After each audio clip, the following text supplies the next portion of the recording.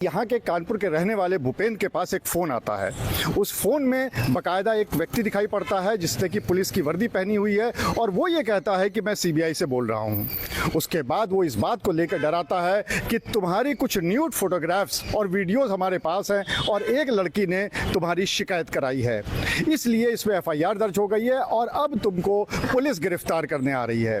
भूपेंद्र जब ये पूरी बात सुनता है तो ये समझ जाता है कि ये पूरी एक साजिश है, ये पूरे साइबर ठग हैं, क्योंकि लगातार इस तरह के वीडियोस वायरल भी होते रहते हैं। लेकिन वो इन ठग को ही ठगने की सोचता है और उसके बाद वो ठग से कहता है कि मैं तो एक छात्र हूँ, छोटा सा 10th क्लास का छात्र हूँ और मेरे घर पे मत भेजिएगा पुलिस, क्योंकि मेरे मम्मी पापा मुझे बहुत मारेंगे। इसके बाद ठग को विश्वास हो जाता है कि वाकई में ये कोई एक छोटा लड़का है और जो कि उसकी बातों में फंस गया है। उसके बाद भूपेंद्र कहता है कि मेरे पास पैसे तो नहीं है, लेकिन हाँ, मेरी माँ की एक चेन है 1,20,000 रुपए की, उसको 40,000 रुपए में एक सुनार के पास गिरवी रखा है और उसको छुड़ाने के लिए कुछ पैसे चाहिए हैं जो कि मेरे पास नहीं है। ये बात सुनकर जो साइबर ठग होता है वो लालच में आ जाता है। उसको लगता है कि अगर थोड़े से पैसे देकर 1 लाख रुपए मिल सकते हैं तो इसमें बुराई क्या है। तो वो खुद भूपेंद्र से कहता है कि तुम एक काम करो, तुम मुझसे ही ये पैसे ले लो। और उसके बाद भूपेंद्र धीरे धीरे करके और मांग करता जाता है और तकरीबन 9,000 रुपए ठग से ही ऐंठ लेता है। सबसे पहले तो हम आपको ये दिखाते हैं कि जब ये पूरा मामला चल रहा था, जब खुद ठग ने ही ठगी का शिकार होकर भूपेंद्र को पैसे दे दिए, तो उसके बाद उसने फ़ोन करके क्या कहा।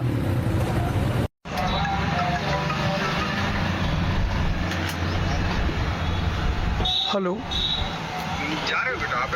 हाँ सर जा रहे हैं, बस पैसे के लिए लड़के से कहा है। देखो सर, वो अपने घर पे गया लेने। जी सर। ये बोल रहे हैं जी आज मैडम का अकाउंट नंबर दिया जाएगा जी क्योंकि सीडीआर मैडम आई हुई है सीनियर ऑफिसर ना, जी जी जिसमें से आप लोगों की 36 वीडियो 12 फोटो हमारे पास है ना जी। उन्हीं मैडम के माध्यम से डिलीट होगा। समझ में आ रहा है? नहीं सर, हम आज अभी करा दे रहे हैं सर। हाँ तो नहीं, पहले मेरी बात सुन लो जी राजू। जी यहाँ से व्हाट्सएप तुम्हें नंबर बताना पड़ेगा, ठीक है? जी उस पे तुम्हारे पास 14 अंक का खाता अकाउंट नंबर आएगा, समझे? जी हाँ, मैडम वाला। जी मैडम के अकाउंट पे जब पैसा तुम कराने जाओगे, ठीक है, जी तो बोल दोगे मम्मी का अकाउंट है, ठीक है? जी हाँ, मम्मी वाले अकाउंट पे ऐसे बोल के तुम करा दोगे तो तुम्हें कोई दिक्कत, कोई प्रॉब्लम नहीं पूछेगा, ठीक है? जी। ये बोल देना मम्मी के अकाउंट पे पैसा डाल दो, ठीक है? जी हाँ, नाम हम बता देंगे उसी मैडम, जब मैडम का नाम आ जाए तो बोल देना ठीक है इसी पे जमा कर दो, ठीक है? जी। जब जमा कर दे बेटा तो उसकी फोटो ले लेना, ठीक है? जी जी हाँ, देखिए बेटा, इतनी मदद तुम्हारे घर फैमिली की कोई न करता जितना पैसा मैंने लगा दिया अपनी तरफ से। जी सर, आपने मदद काफ़ी करी सर मेरी। मैंने तुम्हारे ऊपर 7,000 रुपए लगा दिया है। हम सर उसका आगे बढ़ा के सर हम आपको अभी कर रहे हैं सर, तुरंत। देखिए बेटा, सुनिए, जी पैसे वाली अपनी जगह बात है। जब वहाँ से तुम पैसा दोगे, जी पहले मेरी बात ध्यान से समझ लेना, ठीक है? जब पैसा तुम वहाँ से यहाँ से वहाँ ट्रांसफर करोगे, बेचोगे, 82,000 की बिकेगी। पहले बात समझ लीजिएगा बेटा। जी मैं तुम्हारा यही है ना सोचना कि मैं तुम्हारा पैसा खा जाऊंगा, समझ में आ रहा है? नहीं। तुम्हारे पास है ना, तुम्हारे पास है पैसा। नहीं सर, हम आपको पैसा दे देंगे। आपने सर इतनी हेल्प मेरी करी है सर। पहले मेरी बात सुनिए राजू। जी सर। हेलो, जी जी हेलो। ये बोल रहे हैं राजू। जी जब जाओगे सीडीआर मैडम के पास, जी तुम वहाँ से, तुम्हारे पास पैसे ज्यादा होंगे, इस वजह से तुम पैसा कितना लगाओगे वो मैं बता दूंगा कि इतना पैसा लगा दो, फिर तुम्हारा पैसा जितना बढ़ जाएगा मैं रिटर्न वापसी करवा दूंगा, ठीक है? ठीक है। इतनी रकम लेके घूमोगे तो कोई देखेगा तो यही बोलेगा, तुम्हारे गांव का कोई बंदा देख लेता है तो तुम्हारे घर भी बता देगा कि नहीं बता देगा? हाँ सर, बता तो देगा। बता देगा ना? हाँ सर। और मान लो तुम्हारे पीछे कोई तुम्हारे गांव का कोई लग जाता है बेटा, वो पैसा वैसा देख लीजिए, अभी दुकानदार तुम्हारी चैन नहीं दे रहा है, तो इसी वजह से मैं बताऊंगा मैडम के जितना पैसा लगाना है उतना पैसा लगा देना, जितना बढ़ेगा मैं तुम्हारा पैसा रिटर्न वापसी कराऊंगा, ठीक है? हाँ सर, फिर हम आपसे जो खर्चे होते होंगे हम लेते रहेंगे। हम तो सोच रहे थे कि दोस्त के पास रख देंगे। मैं बताऊंगा मैडम के पास कितने पैसे लगाना है, ठीक है? ठीक है सर। हाँ, और तुम मेरा नंबर पर्सनली अपने पास रखे हुए, ठीक है? जी सर, जी। हाँ, कोई दिक्कत कोई परेशानी आती है, कोई तुम्हें मारने धमकाने की करता है, तुम्हारे पास कॉल करो, तुम्हारे पास तुरंत उसके लड़के को अरेस्ट करवा दूंगा, ठीक है? जी सर, जी। जाओ बेटा, फटाक से जाओ, समझ लो बहुत समय हो गया है और बेटा 2 बजे दुकानें बंद हो जाती हैं, फटाक से जाओ। जी सर, जी। वहाँ से सामान लेकर फटाक से पैसा लेने के बाद जहाँ तुम टाइपिंग कराने गए तो वहाँ पैसा ट्रांसफर कर देता है ना? हाँ सर, कर देगा वो। हाँ, तो अकाउंट नंबर व्हाट्सएप बता देना, व्हाट्सएप पे उसी नंबर पे व्हाट्सएप में बता दूंगा, ठीक है? जी सर। हाँ, फटाक से जाओ बेटा, अब समझ लो बहुत टाइम हो रहा है। सर हम जा रहे हैं, तुरंत जा रहे हैं सर। पैसे की व्यवस्था हो गई? सर कहा है, दोस्त गया है सर अपने घर पे लेने, किताब के बहाने लेने गया है सर 200 रुपये। अच्छा, और 3000 रुपये निकाल लिया? सर वो भी निकाल ले रहे हैं तुरंत जाके सर अभी। हाँ, अब बेटा देख लो, हम फटाक से मैडम के पास से पैसा ले जाके तुम्हारे पास मैंने लगवाया है। नहीं सर, हम तुरंत कर रहे हैं सर।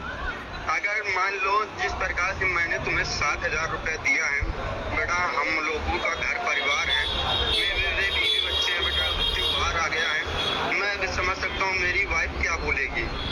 हाँ सही है सर। अगर मेरे लड़के बच्चे पढ़ाई लिखाई कर रहे हैं मैडम, मेरे 3000 रुपये मेरे पास लास्ट बचे थे, मेरी वाइफ नहीं दे रही थी, कभी 2 झापड़ लगा के पैसा तुम्हारे पास लगा के आया क्योंकि तुम्हारा जीवन करियर खराब हो रहा था। अरे नहीं सर, आपने मेरी बहुत हेल्प करी है सर। जाइए बेटा, फटाक से जाइए जी। मैं व्हाट्सएप नंबर बता देना जिसपे वो चेक करते हैं। जी सर। हाँ, तो यहाँ से मैं मैडम का 14 अंक का नंबर बता दूंगा, उसी नंबर पे जब नाम लिख के आएगा शकुंतला, क्या जी। नाम लिख के आएगा बेटा? शकुंतला। हाँ, शकुंतला लिख के जब कहेगा शकुंतला तुम्हारी मम्मी है तो बोल देना हाँ, जी। ठीक है? जी सर। हाँ, जाइए बेटा। ठीक है सर। हाँ बेटा, तुम लोगों का 36 वीडियो 12 फोटो हमारे पास निकल के आया है, ये समझ लो तुम। हम सर जा रहे हैं सर। हाँ जाइए, अभी तुम्हारे पास है, जैसे तुमने कर उससे चैन ले लेते हो तुरंत मेरे पास कॉल करोगे, ठीक है? जी सर, जी। हाँ, जैसे चैन तुम ले लेते हो। जी सर।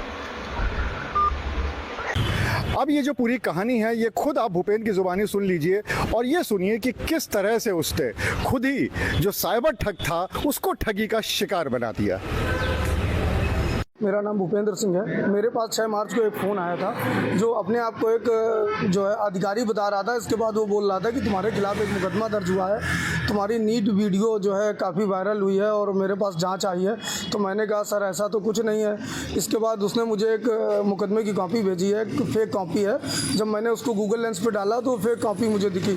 तो इसके बाद मैंने उसको रिपीट में कॉल किया, मैंने कहा सर मुझे समय दे दीजिए तो क्या करना होगा। तो उसने बताया कि आपका ये मामला जो है पूरा ख़त्म हो जाएगा, लेकिन इसमें आपको सरकारी शुल्क 16,000 रुपये जमा करना पड़ेगा। तो मैं समझ तो गया था कि ये साइबर ठग और मेरे साथ गलत करने का प्रयास कर रहे हैं, एक तरीके से ठगी करने का शिकार मैं बन जाऊंगा। तो मैंने उनसे एक दिन का समय मांगा। मैंने कहा कि मैं इंटर का छात्र हूं सर, मेरे घर पर कुछ मत बताना, मैं व्यवस्था में आपको पैसा करके दे रहा हूं। अगले दिन 7 मार्च को मेरे पास फ़ोन आया, बोला क्या हुआ। मैंने कहा सर मेरे पास पैसे की व्यवस्था नहीं हो पाई है, लेकिन सर मैंने एक चैन अपने घर से चोरी की हुई थी। तो सर मैंने अपने 15 दिन पहले दोस्त के पापा के पास गिरवी रखी है 3000 रुपये। सर अगर मुझे आप दे दीजिए तो सर आपकी बहुत मेहरबानी होगी और सर मैं चैन उठाकर उसको बेच के मैं सर आपको 20,000 रुपये डाल दूंगा। उसने मुझे 3000 रुपये भेज दिए अकाउंट पर। इसके बाद मैंने उनसे कहा कि जहां मैंने चैन रखी थी वो 500 रुपये ब्याज मांग रहे हैं। फिर 500 रुपये उसने डाला। इसके बाद मैंने इसी तरीके की मनगढ़ंत कहानियाँ 2-3 बार बनाई, जिस पर उसने मुझे अभी तक 9,500 रुपये मुझे उसने डाल दिए हैं। जिस तरीके से साइबर ठग आज लगातार जो लोगों को निशाना बना रहे हैं, मैं जागरूक था इसलिए मैं इनके साइबर ठगी का निशाना नहीं बन सका। तो कहीं ना कहीं आप लोगों को भी जागरूक होने की ज़रूरत है कि इस तरीके से मैं साइबर ठगी होने के शिकार से बच गया। और जिसकी जानकारी मैंने कानपुर दक्षिण DCP साउथ को एक व्हाट्सएप के माध्यम से दे रखी है। और योगी सरकार और कानपुर उत्तर प्रदेश पुलिस पर मुझे पूरा भरोसा है कि वो ऐसे साइबर ठग को पकड़ेगी और जो आने वाले जो और साइबर ठग हैं जिस तरीके से लोगों को निशाना बना रहे हैं, कहीं ना कहीं इस पर भी शिकंजा लगाएगी। अभी कहानी यहीं पे ख़त्म नहीं होती है। हालांकि इस पूरे मामले के बारे में भूपेंद्र ने पुलिस को इत्तला कर दी है, लेकिन साथ ही साथ एक बात और भी है कि अभी भी लगातार ठग भूपेंद्र के संपर्क में है, उसको फ़ोन कर रहा है और उसको ये बताने की कोशिश कर रहा है कि मैंने तुम्हारे ऊपर काफ़ी पैसे लगा दिए हैं, इसलिए जल्दी से जल्दी वो सोने की चेन भेज दो और जो भी ये लाख रुपया आता है वो उसको दे दो। तो लगातार ये बातचीत अभी भी चल रही है। अब देखने वाली बात ये होगी कि पुलिस इस पूरे मामले में क्या कार्रवाई करती है और साथ ही साथ क्या ठग को इस बात का इल्म हो पाता है कि जिसको वो ठगने गया था उसने उल्टा ही उसको ठग लिया और वो एक कनपुरियों के हाथों में ठगी का शिकार हो चुका है। अनुराग अग्रवाल, TV9 कानपुर।